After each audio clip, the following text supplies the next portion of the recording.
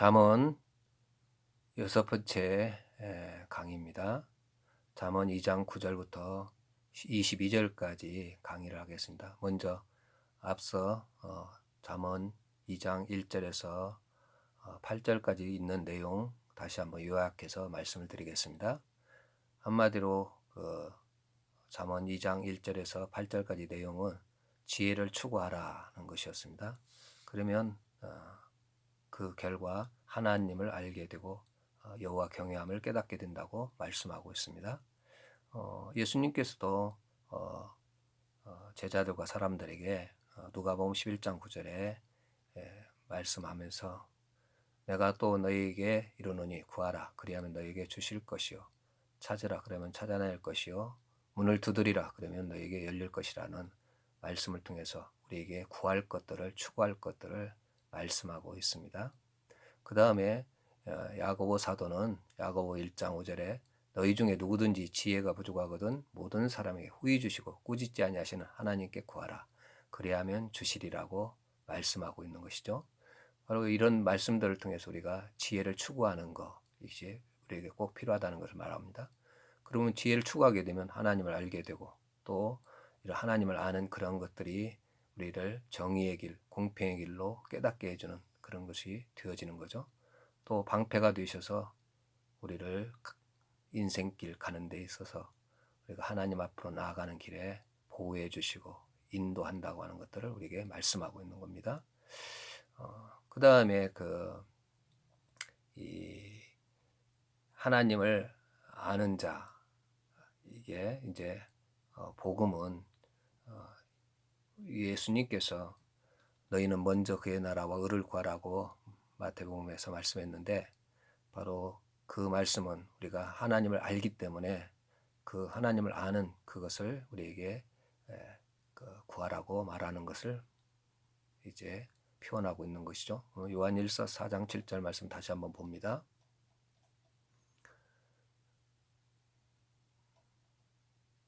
사랑하는 자들아 우리가 서로 사랑하자. 사랑은 하나님께 속한 것이니 사랑하는 자마다 하나님으로부터 나서 하나님을 알고 그래서 우리 이제 믿는 자들은 하나님을 아는 자로 이렇게 말씀하고 있습니다. 그래서 잠언에서 이제 지혜를 추구하라, 지혜를 구하라 이렇게 해서 하나님을 안다고 하는 그런 것을 말씀하는데 우리 신약 시대에 사는 저희들은 이제 예수를 믿는 자들은 이미 하나님을 아는 자로 이렇게 말하고 있는 것이죠. 그렇기 때문에 하나님을 알기 때문에 하나님의 통치 또 하나님의 왕권을 인정하라 그렇게 말할 수 있겠습니다. 결국 마태복음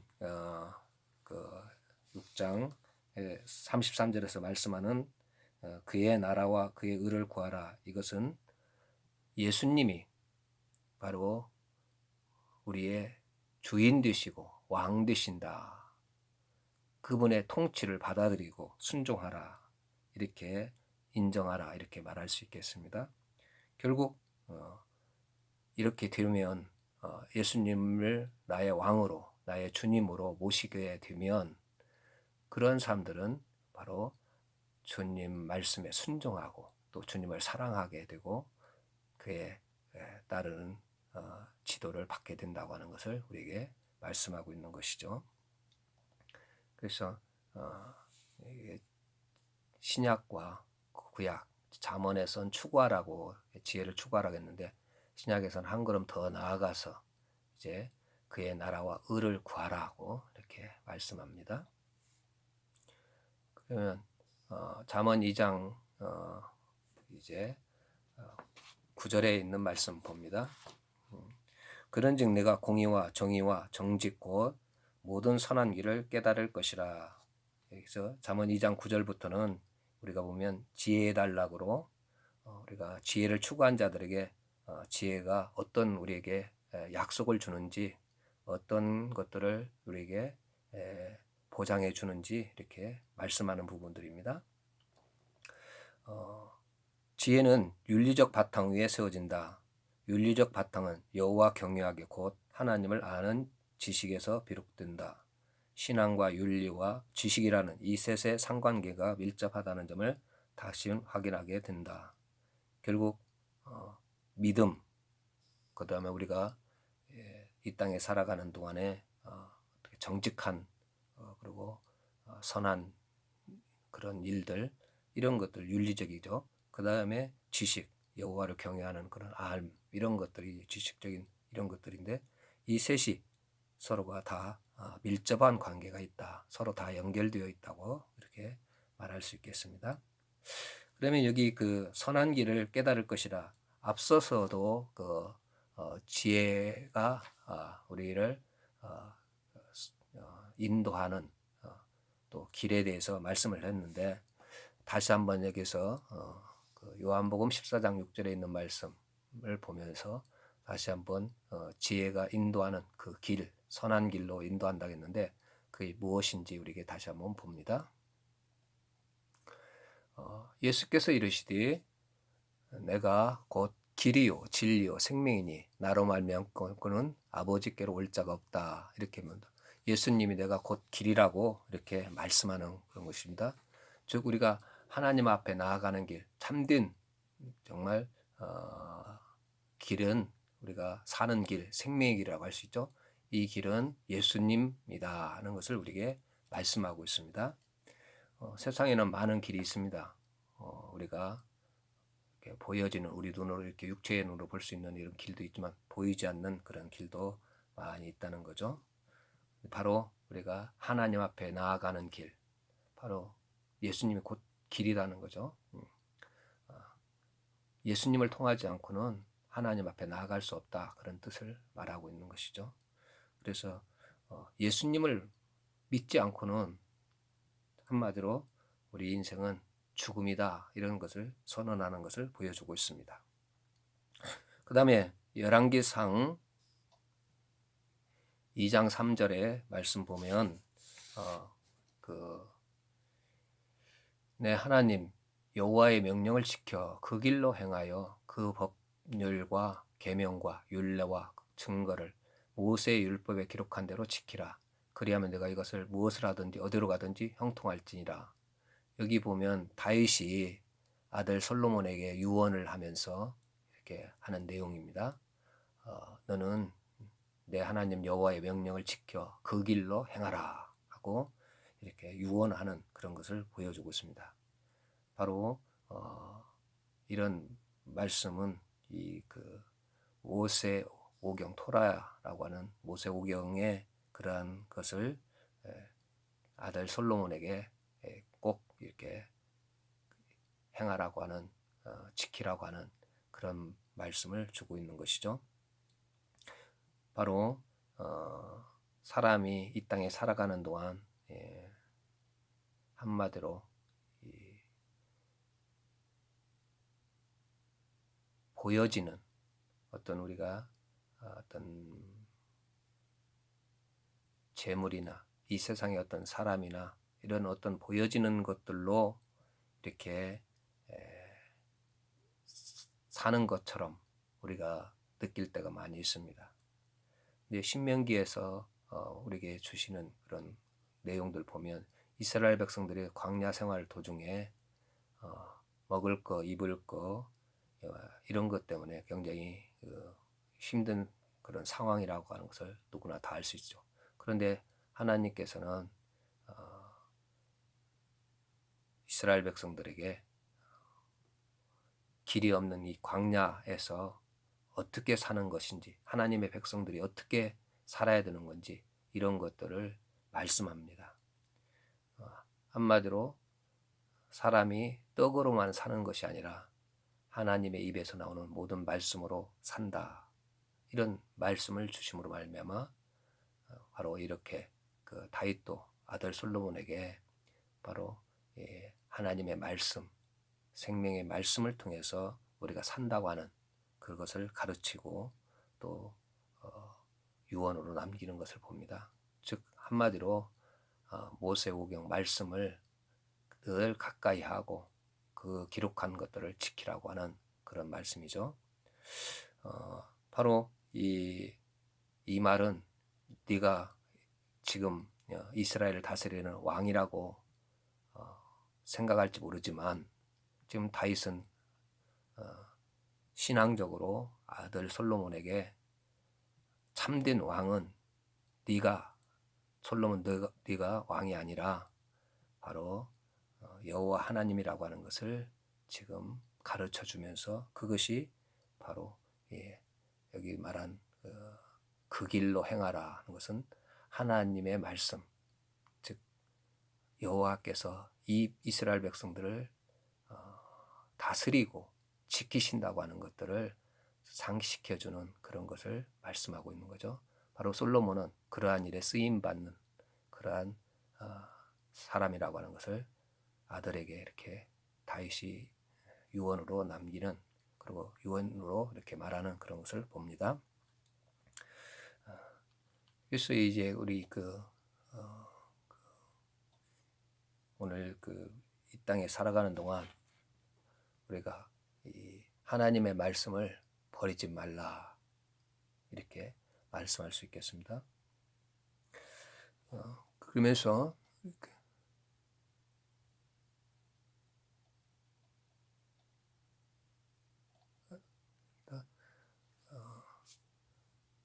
10절에 가서 보면 곧 지혜가 내 마음에 들어가며 지식이 내 영혼을 즐겁게 할 것이요. 결국 지혜라고 하는 것이 내 마음에 들어가고 또 지식이 내 영혼을 즐겁게 할 것이다. 지혜를 추구할 때 지혜가 우리 마음 가운데 들어오면 이런 일이 일어날 것이다 이렇게 말하고 있습니다. 즉 지혜를 간절히 외치는 자에게, 구하는 자에게, 추구하는 자에게 모든 선한 길을 찾게 되고 깨닫게 되는 것이다. 하나님께 순종하는 자체가 영생이다. 공의와 정의와 정직이 선이 따로 있는 것이 아니다. 세계의 통치자로서 여호와께서 옳고 바름의 하나님이시요 그의 통치 본질의 속성이 그렇다. 하나님의 세계 내의 최선의 길은 순종하는 것이 명약관하다. 어떻게 선하고 옳고 바른 길을 깨닫게 될 것인가? 10절에서 나오는 것처럼 그 지혜가 내 마음에 들어가며 지식이 내 영혼을 즐겁게 될 것이요. 사람이 옳고 바른 것을 깨달을 수 있는 것은 지혜가 그 마음에 들어가기 때문이다. 이것은 지혜를 사모하는 자에게 하나님이 주시는 것이요. 이 지혜가 사람에게 파고드는 것이다. 지식이 내 마음을 기쁘게 되리라 하는 것은 지혜가 마음속에 파고 들어가 일으킨 변화로 그의 계명을 순종하게 된다는 것을 설명하는데 이것은 바로 지혜의 성격이기도 하다. 지혜가 우리 마음 가운데 들어오면 계명에 순종하게 되고 그래서 우리 영혼이 즐겁게 된다고 하는 것을 말하고 있는 것이죠. 바로 지혜의 인도함을 우리에게 말씀하고 있습니다. 그 다음에 11절과 12절에는 지혜의 약속에 대해서 말씀하고 있습니다. 먼저 11절 봅니다. 근신이 너를 지키며 명철이 너를 보호하여 12절 악한 자의 길과 패역해 말하는 자에게서 건져내리라. 11절 이하에서는 7절 8절에서 말한 지혜의 보호적 기능을 구체적으로 상세히 설명한다. 근신이 너를 지킬 것이요 명철이 너를 보호하여 12절에서 구체적으로 말하기를 악한 자의 길과 패역을 말하는 자에게서 건져내리라 이렇게 말씀하고 있는 것이죠.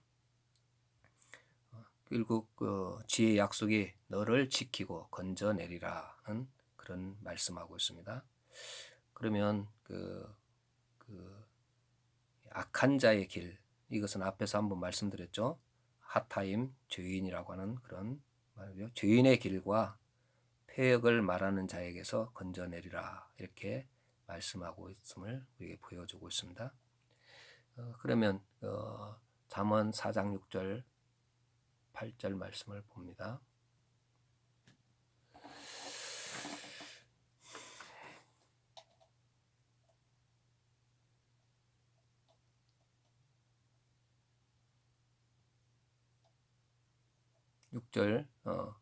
지혜를 버리지 말라. 그가 너를 보호하리라. 그를 사랑하라. 그가 너를 지키리라. 이렇게 말씀하고 있습니다. 재산이나 지식이나 권력을 갖지 말고 이렇게 하는 말이 아니라 정말 우리가 필요한 것이 지혜를 사랑하고 지혜를 버리지 말라고 말하고 있는 거죠. 그것이 너를 보호해 준다, 지켜준다 이렇게 말씀하고 있습니다.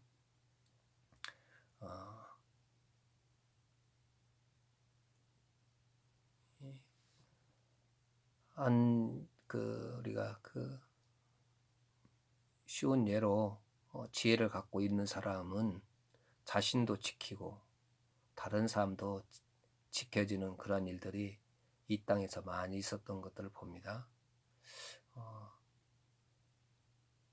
영화 쉰들러 리스트라고 하는 영화에 보면 그 영화 중에 한 장면이 나오는데 유대인 포로 수용소에서 독일군이 키우던 닭이 누군가에 의해서 도둑질 당해서 없어지게 됩니다.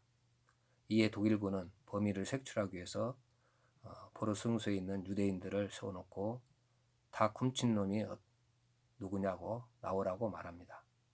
본보기로 첫 번째 서 있는 한 사람을 향해서 총으로 쏴서 사살해 버립니다. 그러면서 닭을 들고 다녔는데 아무도 모르냐. 그러면서 이에 또다시 독일군은 한 명을 또 사살하려고 총을 겨눕니다. 그때 한 어린 소년이 나와서 그 독일군 앞으로 이렇게 나아갑니다. 독일군이 하는 말이 네가 닭을 훔쳤느냐? 그러니까 소년은 아닙니다. 그럼 범인을 알고 있지? 예, 알고 있습니다. 누구냐? 그러니까 소년은 바로 방금 사살된 그 사람을 가리키면서 이 사람이 닭을 훔쳤습니다. 그래서 자신도 거기에 독일군의 총에서 살아나고 또 그 많은 유대인들을 건진 그런 것들을 그 영화의 한 장면에서 봅니다. 바로 지혜가 있으면 자신도 지키고 다른 사람도 이렇게 지켜주는 그러한 것들을 우리가 볼 수가 있다는 것이죠.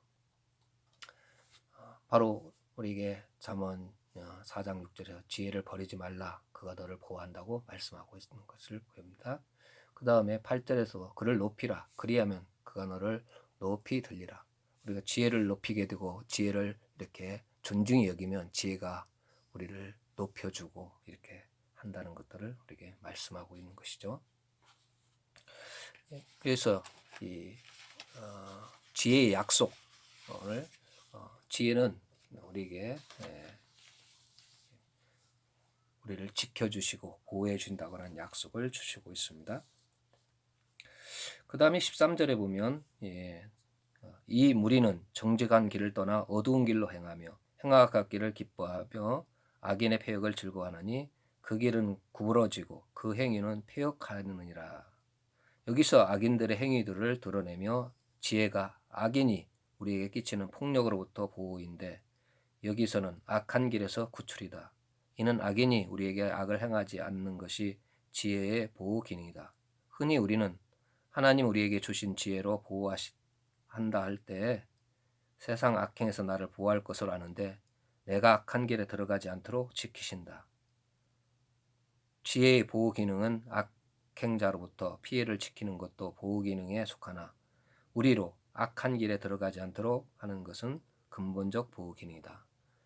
그래서 하나님의 지혜의 말씀을 이제 우리가 새기고 그 말씀을 받아들이고 이렇게 자꾸 우리 가운데 이렇게 나오면 우리가 악한 길에 빠지지 않도록 우리가 말하면 잘못된 길로 가지 않도록 미리 지혜가 우리를 보호해 준다고 하는 그런 것을 말하고 있는 것이죠.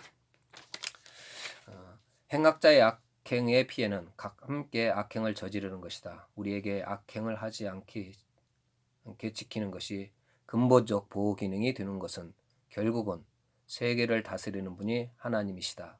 그의 판단 기준, 갚으심을 안다. 참 우리가 두려워할 처벌은 악인으로 인한 해악이 아니고 영과 육신을 함께 멸하시는 하나님의 심판에서로부터 근본 보호 기능이다. 하나님의 심판 근원은 악이다. 이 악에 들어가지 않게 하는 것이 근본 보호 기능이다.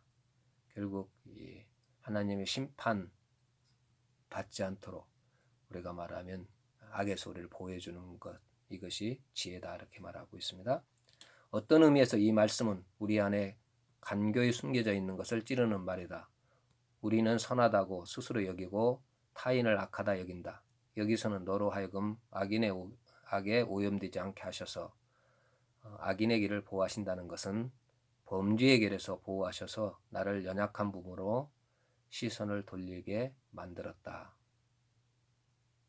다시 한번 말합니다.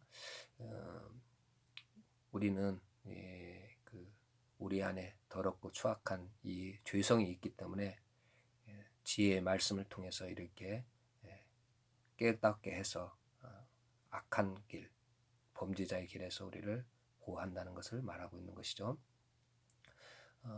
12절에서 15절까지 그 내용은 남자와 관련된 악, 폭력과 결부되어 있다. 타인을 억울하게 한다. 남자는 힘의 상징인데 이것을 왜곡하면 폭력으로 나타난다. 마찬가지로 여자의 아름다움의 상징으로서 이것이 왜곡되면 유혹으로 나타난다. 16절부터 19절까지 내용을 이제 여자의 어떤 그런 악들, 이런 것들을 우리에게 보여주고 말씀하고 있습니다. 16절부터 19절까지 말씀을 보면 지혜가 또 너를 음녀에게서 말로 호리는 이방 계집에게서 구원하리니 그는 젊은 시절에 짝을 버리며 그의 하나님의 언약을 잊어버린 자라. 그의 집은 사망으로 그의 길은 수월로 기울어졌나니 누구든지 그에게로 가는 자는 돌아오지 못하며 또 생명길을 얻지 못하니라. 이렇게 말씀하고 있습니다. 여기서 여자와 관련된 악을 말한다.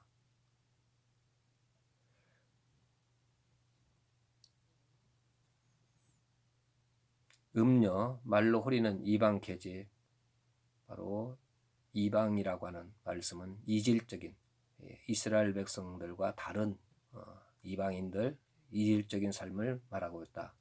이스라엘의 삶과 이질적인 삶을 말한다. 이런 형태의 모든 삶에 대한 경고이다. 남녀의 대조 자체가 모든 종류의 사람이요. 여기 여자와 관련된 악도 모든 종류의 악이다. 대표적인 여자의 악을 말한 것이다. 여성의 죄악의 본질은 무엇인가? 범죄의 유형이 여성적이지 남자도 짓는다. 그 본질은 우선 말을 홀이 매끄럽게 한다고 되어 있다. 그 말 속에는 강한 유혹성이 있는 것이다. 매끄럽다는 것은 그 위에 위선, 거짓이 있다. 그 다음 지적이 17절이다. 그는 젊은 시절에 짝을 버리며 그의 하나님의 언약을 잊어버린 자라. 바로 여기 죄를 여성의 간음죄와 밀착시켜 이해한다. 그러나 여기서의 죄는 어떤 죄의 대표적인 성격을 언급하는 것이다. 혼인이 하나님 차원에서 언약을 말합니다. 혼인은 하나님 앞에서 언약, 혼인의 신성함에 대한 증거 규절이다. 하나님과 관계에서 불성실한 것도 죄가 된다. 바로 하나님을 버리고 우상들을 섬기고 하나님을 버리고 세상의 것들을 이렇게 짝하여 사는 그런 것들을 이제 바로 간음이다, 이렇게 말하는 것이죠. 그 다음에 그 20절부터 22절까지 말씀 봅니다. 지혜가 너를 선한 자의 길로 행하게 하며 의인의 길을 지키게 하리니 대저 정직한 자는 땅에 거하며 완전한 자는 땅에 남아 있으리라. 그러나 악인은 땅에서 끊어지겠고 간사한 자는 땅에서 뽑히리라. 지혜의 보호 기능에 있어서 목적 중 소극적 목적은 무엇에서부터 구출하는 것이며 적극적 궁극적 형태의 지혜 기능을 20절에서 언급한다. 지혜가 너를 선한 자의 길로 행하게 하며 또 의인의 길을 지키게 하리니, 우리도 악에서 이처럼 구원한 후 선한 길로 가게 하기 위함이다. 선한 길, 즉 하나님의 뜻이 지혜라고 할 수 있습니다. 선하고 의로운 길을 걷게 하신 위한 이유가 무엇인가? 이것이 지혜의 보호적 기능이 될 수 있는가? 악에서부터 구조해내는 것이 지혜의 보호적 기능이 될 수 있는가? 21절에 보면 대저 정직한 자는 땅에 거하며 완전한 자는 땅에 남아있으리라 이렇게 말하고 있습니다. 정직한 자가 땅에 거하고 악인은 그 땅에서 끊어지고 소멸된다. 여기 보면 매우 중요한 개념이 땅이며 선하고 의로운 길을 걷는 목적이 땅에 거하기 위해서다. 이유는 이 땅은 정직과 온전한 자만이 거할 수 있기 때문이다. 그러면 땅에 거한다는 구체적인 뜻은 무엇인가? 이 땅이라고 하는 것이 우리가 노래하는 삶의 터전과 공간으로서 쉽게 말하면 이 땅에서 잘 산다는 그런 뜻인가? 21절의 내용은 신약의 표현과 비교되는데 온유한 자는 땅을 기업으로 받을 것이요. 마태복음 5장 5절에 나와 있는 말씀이죠. 여기서 땅은 구약에서 다른 곳에서처럼 하나님의 백성이 사는 특수한 영역이라고 볼 수 있다. 왜 선한 길을, 지혜의 길을 가야 하는가? 정직한 자만이 땅에 거할 수 있기 때문이다. 그러면 의롭고 정직하게 사는 것은 이 땅에 사는 것의 조건이 되는가? 우리가 의롭고 선하게 살아야 그나라에 들어가는가? 신약에도 그와 유사한 표현이 많다. 한쪽에서는 은혜, 한쪽에서는 율법주의를 가리키는가? 이는 그 나라에 거하기 위한 조건이라기보다는 그 나라에 사는 자로서 삶의 본질에 가리킨다. 그 나라에 속한 자로서 나타내는 것이다. 은혜로 그 나라에 속한 자에게서 이것이 나타난다. 의의로 이 순서를 이해 못하는 경우가 많다. 어떤 경우에도 은혜에 속하다가 어떤 경우에는 율법에 속하는 경우가 많다. 야고보서가 그렇게 얘기한다. 그 나라에 속했다 하면서 삶이 다를 때 의심할 수 있다. 그러나 그 나라에 들어가는 것은 공로와 관계가 있는 것이 아니며 삶과 관계가 아니다. 은혜로 들어가는 것이다. 은혜 속에서 그 심령이 그 나라 삶에 적합하도록 변화되는 은혜가 역시 포함되어 있다. 이 말 우리가 믿음으로 구원받고 천국에 간다. 하나님 나라에 들어가는 것을 우리가 말하고 하나님 나라 즉 그 땅에 우리가 살아가는 게 된다고 말하고 있는 거죠. 그런데 이런 것들을 우리가 보면 의롭게 정직하게 살아야 된다. 이것을 강조하다 뭘 지켜야 된다 이렇게 강조하다 보니까 우리가 뭘 지켜서 구원받는 율법주의로 이렇게 할 수가 있다는 거죠. 그러나 결코 그런 것이 아니라고 하는 것을 잠언에서도 말씀하고 있는 겁니다. 하나님의 은혜로 우리가 구원받고 구원받은 자들은 정직한 의롭게 즉 율법을 지켜 행하는 그런 삶으로 나타난다 이렇게 말할 수 있겠습니다. 그럼 결론적으로 이제 말하겠습니다. 지혜는 우리를 악한 자, 즉 그 주인의 길에서 패역한 자가 말하는 자, 음녀와 말을 후리는 이방 계집의 길에서 구원할 것입니다. 그리고 오직 선한 자와 의인의 길로 인도할 것입니다. 따라서 지혜를 따르는 정직한 자는 땅에 남겠지만 반면 지혜를 거스르는 악인은 땅에서 뽑힐 것입니다. 우리 앞에 놓인 삶의 길은 매우 다양합니다. 하지만 그것은 결국 두 개의 길로 분류될 수 있습니다. 하나님을 알고 경외하는 지혜의 정직한 길과 하나님 또는 지혜를 거스리는 어두운 길이 그것입니다.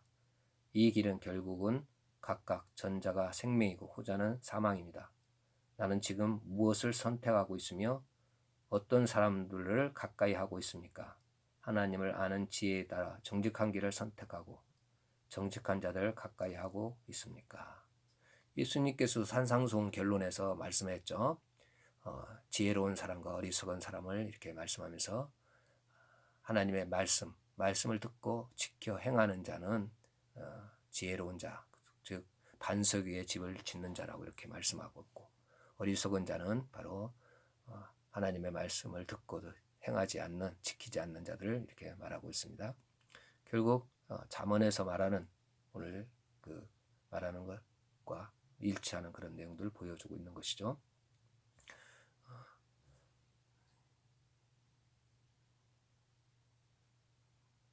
다시 한번 우리에게 잠언의 어떤 그런 내용을 통해서 다시 한번